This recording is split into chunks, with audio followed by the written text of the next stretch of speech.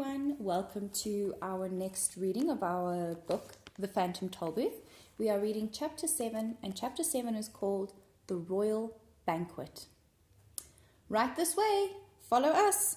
Come along. Step lively. Here we go, they shouted, hopping from the wagon and bounding up the broad marble stairway. Milo and Tok followed close behind. It was a strange-looking palace, and if he didn't know better, Milo would have said that it looked exactly like an enormous book, standing on end with its front door in the lower part of the binding, just where they usually place the publisher's name. Once inside, they hurried down a long hallway which glittered with crystal chandeliers and echoed with their footsteps. The walls and ceiling were covered with mirrors, whose reflections danced dizzily along with them, and the footmen bowed coldly. "We must be terribly late," gasped the Earl nervously as they reached the tall doors of the banquet hall. It was a vast room, full of people talking loudly and arguing. The long table was carefully set with gold plates and linen napkins. An attendant stood behind each chair, and at the centre, raised slightly above the others, was a throne covered in crimson cloth. Directly behind, on the wall, was the royal coat of arms, flanked by the flags of Dictionopolis. Milo noticed many of the people he had seen in the marketplace. The letterman was busy explaining to an interested group the history of the W. And off in a corner, the humbug and the spelling bee were arguing fiercely about nothing at all. Officer Shrift wandered through the crowd, suspiciously muttering, "Guilty, guilty, they're all guilty." And, on noticing Milo, brightened visibly and commented in passing, "Is it 6 million years already? My, how time flies." Everyone seemed quite grumpy about having to wait for lunch, and they were all relieved to see that the tardy guests arrive. "Certainly glad you finally made it, old man," said the humbug, cordially pumping Milo's hand. "As guest of honor, you must choose the menu, of course." "Oh, my," he thought, not knowing what to say. "Be quick about it," suggested the spelling bee. "I'm famished. F-A-M-I-S-H-E-D. As Milo tried to think, there was an ear-shattering blast of trumpets entirely off key, and a page announced to the startled guests, "King is ours, the unabridged." The king strode through the door and over to the table and settled his great bulk onto the throne, calling irritably, "Places, everyone, take your places." He was the largest man Milo had ever seen, with a great stomach, large piercing eyes, a grey beard that reached to his waist, and a silver signet ring on the little finger of his left hand. He also wore a small crown and a robe with the letters of the alphabet beautifully embroidered all over it. "What have we here?" he said, staring down at Tok and Milo as everyone else took his place. "If you please," said Milo, "my name is Milo, and this is Tok. Thank you very much for inviting us to your banquet, and I think your palace is beautiful." "Exquisite," corrected the Duke. "Lovely," counselled the minister. "Handsome," recommended the Count. "Pretty," hinted the Earl. "Charming," submitted the Undersecretary. "Silence," suggested the King. "Now, young man, what can you do to entertain us? Sing songs, tell stories, compose sonnets, juggle plates, do tumbling tricks? Which is it?" "I can't do any of those things," admitted Milo. "What an ordinary little boy," commented the King.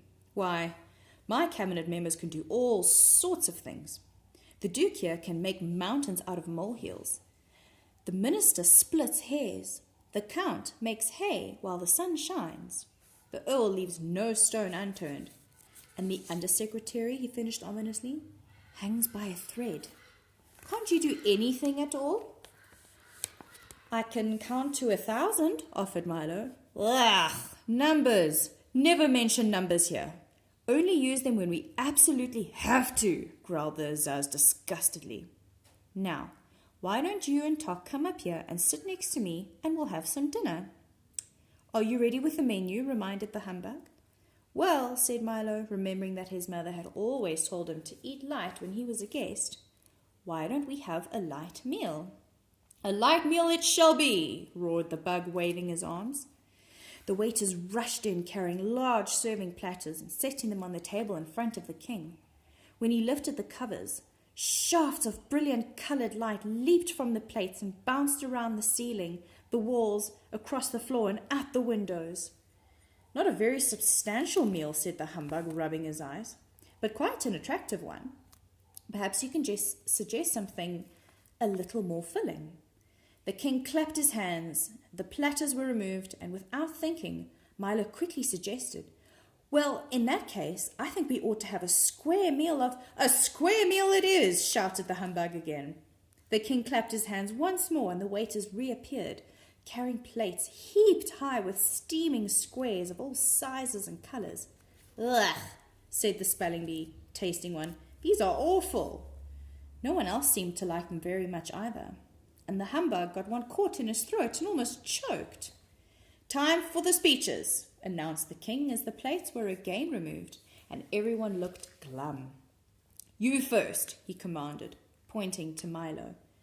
"Your Majesty, ladies and gentlemen," started Milo, "I would like to take this opportunity to say that in all the—" "That's quite enough," snapped the king. "Mustn't take all day." "But I'd just begun," objected Milo. "Next," bellowed the king. "Roast turkey, mashed potatoes, vanilla ice cream," recited the humbug, bouncing up and down quickly. What a strange speech, thought Milo, for he'd learned many in the past, and knew that they were supposed to be long and dull. Hamburgers, corn on the cob, chocolate pudding. Pudding, said the spelling bee in his turn. Frankfurters, sour pickles, strawberry jam, shouted Officer Shrift from his chair. Since he was taller sitting than standing, he didn't bother to get up. And so down the line it went, with each guest rising briefly, making a short speech, and then resuming his place. When everyone had finished, the king rose. Pâté de foie gras, soupe à l'élion, faisan sous cloche, salade endive, fromage et fruits et demi-tasse, he said carefully and clasping his hands again. The waiters reappeared immediately, carrying heavy, hot trays, which they set on the table.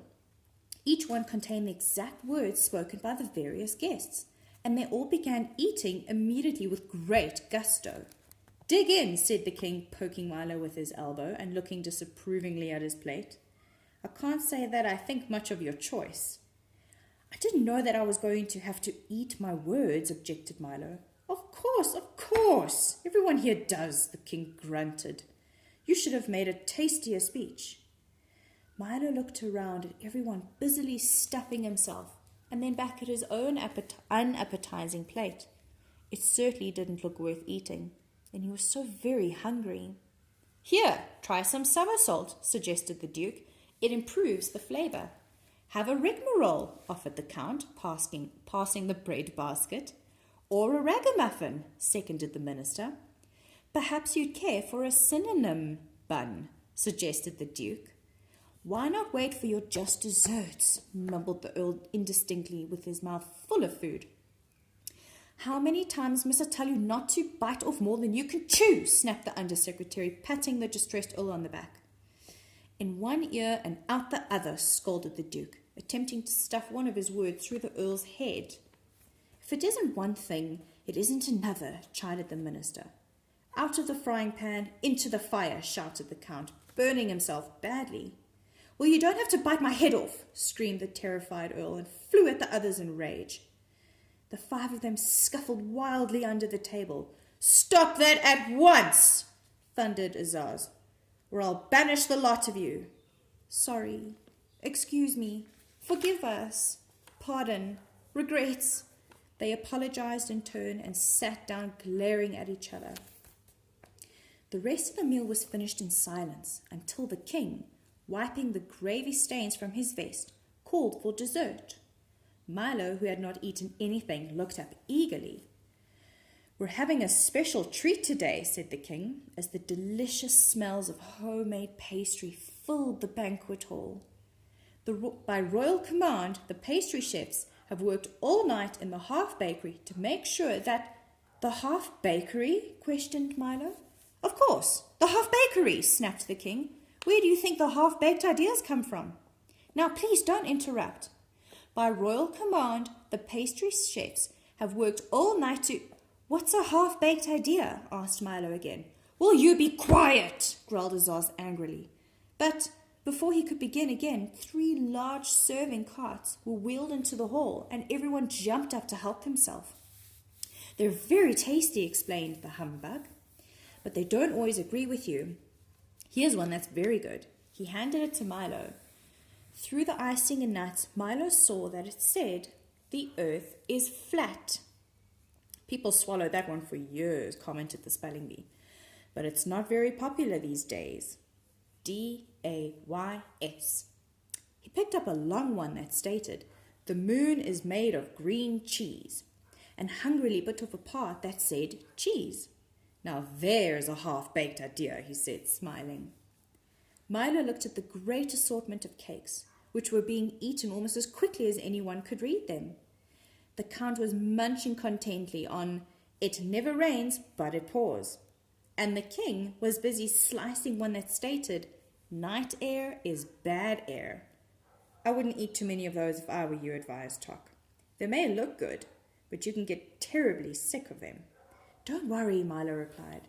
I'll just wrap one up for later. And he folded his napkin around. Everything happens for the best. And that is the end of chapter 7. And next you can listen to chapter 8. Thank you so much for listening, friends.